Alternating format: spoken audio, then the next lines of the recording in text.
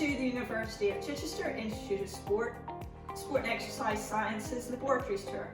My name is Dr. Mandy Gulls and I'm one of the programme coordinators here for Sport and Exercise Science, and I'm also head of Sport and Exercise Physiology.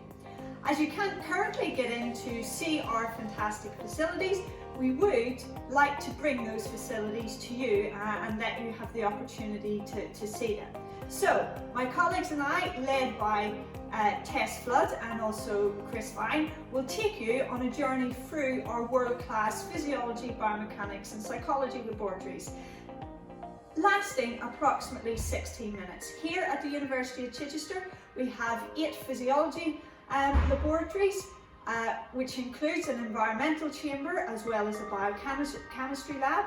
We have 2 biomechanics laboratories, 3 psychology labs, 1 qualitative suite and a sports strength and conditioning laboratory. So you may make use of these facilities at some point on your University of Chichester journey if you were to make us your first choice.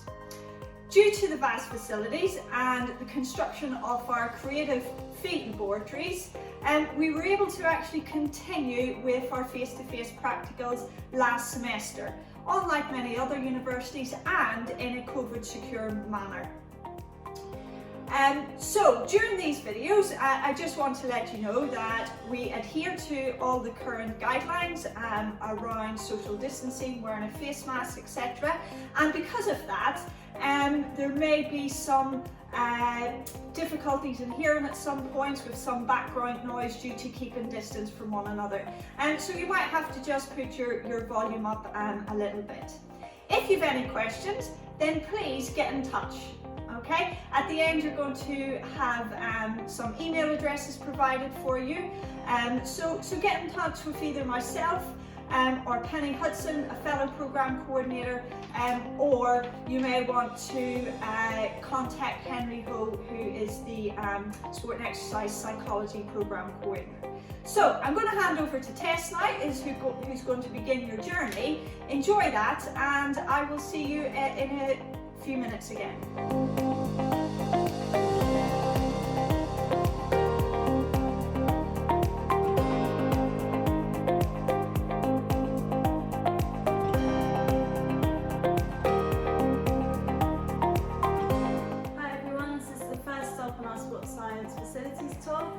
So we're going to head into Biomechanics 1 and we're going to talk to Dr. Simon Augustus about the facilities that we have here at Chichester to do biomechanics.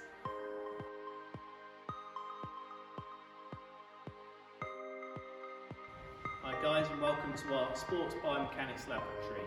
Now, biomechanics is really the study of how and why we move the way we do. So in your 3 years in your biomechanics classes in the lab, you'll get a flavour of how we can use physics to help improve human function. So whether that's improving sporting performance by assessing technique and making the relevant changes to help maybe a long jumper jump further or a sprinter run faster, whether that's reducing the risk of injury, so again looking at an athlete's technique and seeing whether it predisposes them to certain types of injuries, and again making that assessment, making that analysis to help them reduce the risk of sustaining certain injuries, or maybe informing clinical decisions. So in terms of assessing somebody's walking gait, we can get them in the lab and help inform the treatment that they're getting for whatever it is that they have wrong with them. So how it will work going through your 3 years is in the first year you'll really get to grips with some of the basic equipment such as our force platforms and 2D video analysis, and then you'll start to apply that to certain situations that we've just talked about. And really what we've got in here as our kind of state-of-the-art piece of equipment is our 3D motion capture. You can see up around the rigging we've got the red lights from the cameras. So this is the same technology that they use in filmmaking and creating computer games. So we attach small markers to people, and whereas in the films and games they're interested in kind of making things look pretty, what we're interested in is getting an accurate representation of how our performer or how our participant is moving, so that then we can get an idea of what their technique is and the changes that we might make to help them improve. And you can see on the screen here we've got an example of what that might look like. So we've got somebody performing performing a drop landing, you can see their movement, and we can also see the forces that are being applied to the body with the red arrow from the force platform. So if we put that all together, we can really start to make those changes and to help improve human function. Okay guys, thanks very much for popping by. Enjoy the rest of the talk.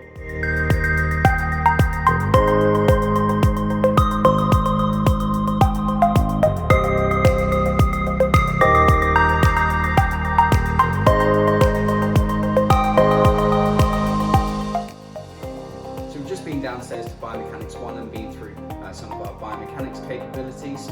We've now popped upstairs into the Chichester Campus Sports building and we're going into Physiology 1. Here we're going to be showing you some of our physiology capabilities, ably assisted by one of our laboratory technicians, Aaron Dunn.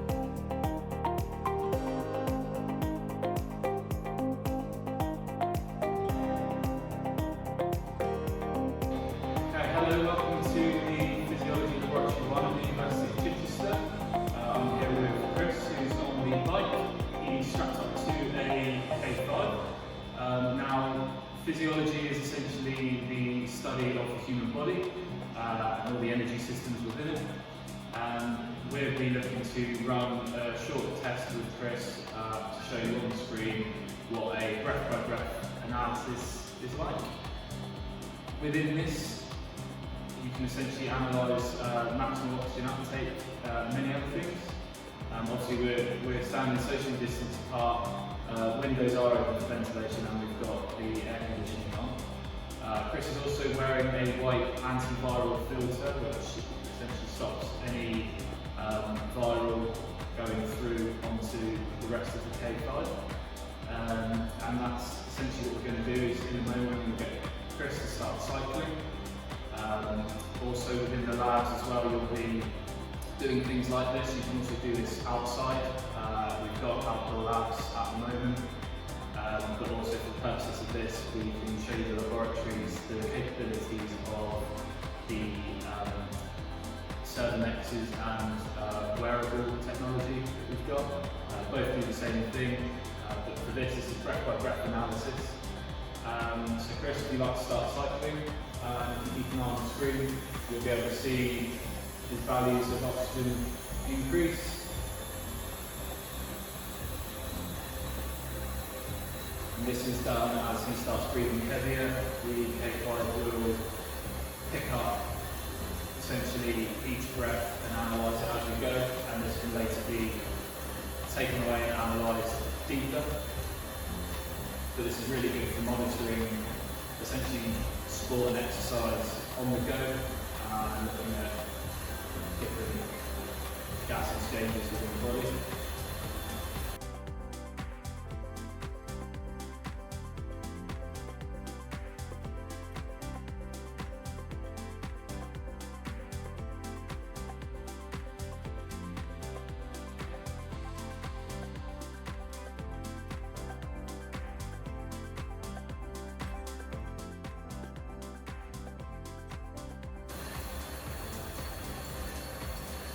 So as you can see, as Chris is cycling increases and his breathing rate increases, you can see on the graph that the amount of oxygen that his body's processing every breath, every second is increasing. That's what the graph is showing.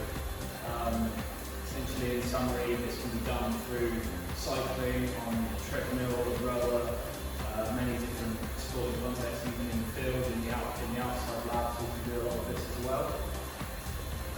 From this point, then, whenever Chris is ready to start slowing and stop, then he can. You'll see his breathing rate drop and eventually go back to normal. And that's all from me, so we'll move on to the next laboratory.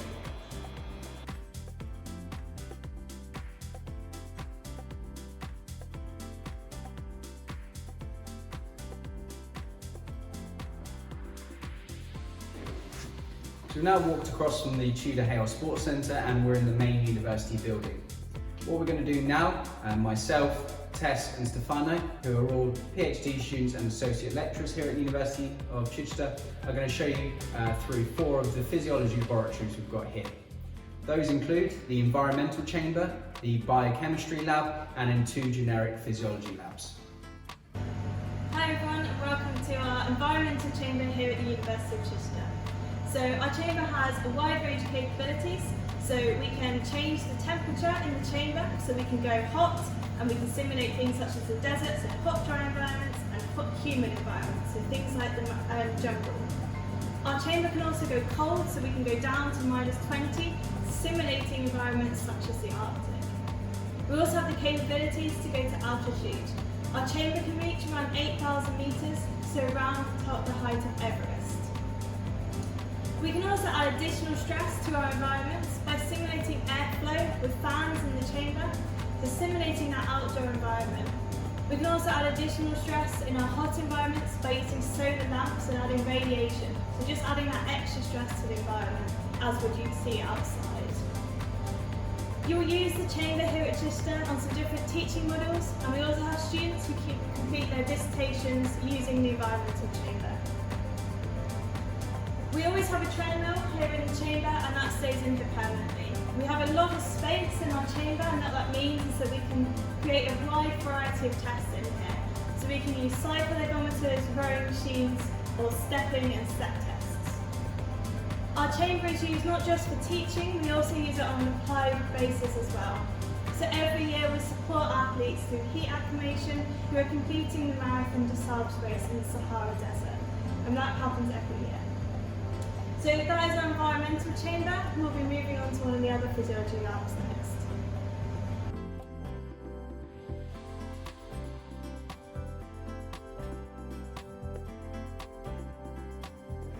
Hello everybody, and welcome to the first of our generic physiology labs over here in the main university building. As with the majority of the laboratories here at the University of Chichester, they've been designed with multiple testing capabilities in mind. So for example, in this lab we have a treadmill over to my right hand side and a number of cycle ergometers behind me. In addition to these bits of equipment, we can also bring in other testing modalities. For example, watt bikes, rowing machines, and even an arm crank ergometer. Here we've got the Douglas bag system. Although at first it may seem quite simplistic, this is in fact the gold standard for gas analysis. This works by collecting the expired gas from individuals whilst they are exercising or performing a certain testing protocol. The collected gas within the bags is then analysed using the equipment that is over here to my left hand side. What we can do here is look at the volume that is expired as well as the composition of that gas. In addition to respiratory testing, we also have a number of capabilities to test various molecules and markers within the blood. So for example, we might be interested in looking at an athlete's blood lactate concentration during an incremental cycling test. Equally, we can look at blood glucose, for example, and we might be interested in that if we're looking at resting samples. Now I'm going to take you to a number of our other physiology laboratories. So we're now in our biochemistry lab. So our biochemistry lab is used predominantly within research purposes, but also used in our taught modules in recent years. So biochemistry is looking at the physiology at more of a molecular and tissue level, so specifically looking at what's happening inside the body. So to do that, what we can do is in the other physiology labs, we can collect samples, we can collect blood samples, urine samples or saliva. We can store these in our -80 freezers, which are in our environmental lab. And then we bring those samples in here and we use different techniques such as ELISA, assays, to look at specifically what is happening within the body in those samples. So that's a quick summary of our biochemistry labs, and we're now going to move on to our other physiology lab.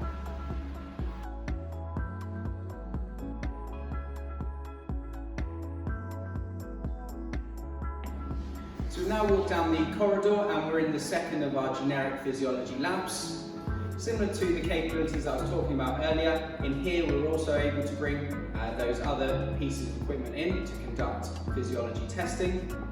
One specific capability of this laboratory that you might notice behind me is this large Saturn Treadmill. As well as being able to test athletes during running and walking based tasks, it also has the ability to test individuals whilst they're on a bike For example, we conducted some research on tandem cycling. I'm now going to pass over to Stefano, who's going to show us some particular physiology techniques. Hi everyone, I just want to show you some of the eye equipment that we use here at Chichester University for teaching and for research purposes. Behind me we have one of the two isometric benches that we have in the sports science department. The isometric bench is used to measure the force production, and you can see probably a profile on my right. On the left is one of our high-end equipments that we use it to measure cardiovascular activity during rest or during exercise. So on my right we have our portable ultrasound. In the interest of COVID, I'm testing myself live for you. In the box you can see my femoral artery live pumping out blood. I personally use this equipment to measure blood flow and the femoral artery diameter while my participants are doing an exercise on the isometric bench. So with this we conclude our section on the Physiology Lab, and we hand over to the psychology facilities. Hello, so I'm Ben Sharp. I'm a PhD student here at the University of Chichester. I'm a staff member. So I teach in the Department of Psychology and Sport and Exercise Psychology. Today we're going to demonstrate some eye tracking technology, but also at the university we have things such as EEG, the Veneer system, which is a portable brain imaging unit, and we have also, like I said, eye tracking technology. So here we have modules such as cognitive psychology, applied psychology, clinical psychology, and so on. The most important thing, and what we're going to talk about today, is eye tracking. So eye tracking is a mobile device. As you can see on this participant here, he's wearing a system which similarly looks like glasses. If anyone's ever wore a Ray-Bans before, it feels like the same kind of weight.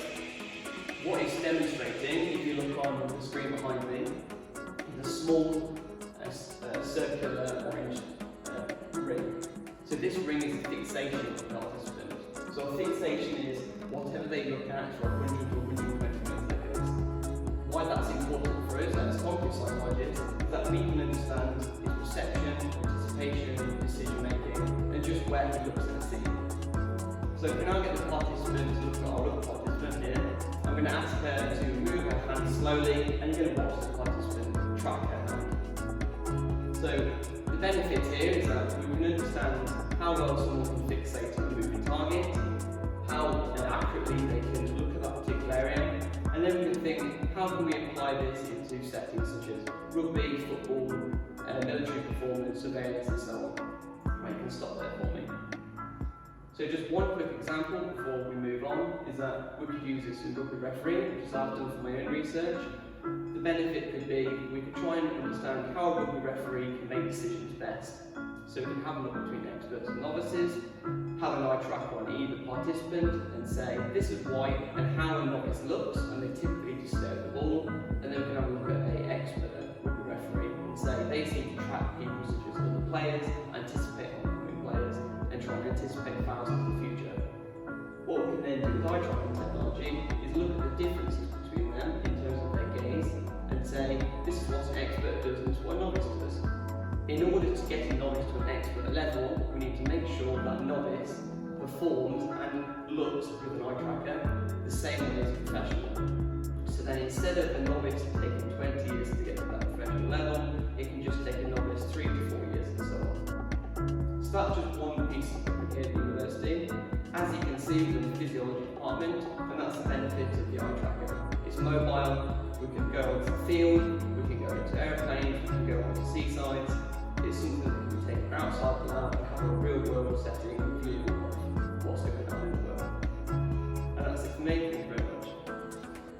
Okay, welcome back, and I hope you have enjoyed your tour today of the fantastic sport and exercise science facilities here at the University of Chichester Institute of Sport.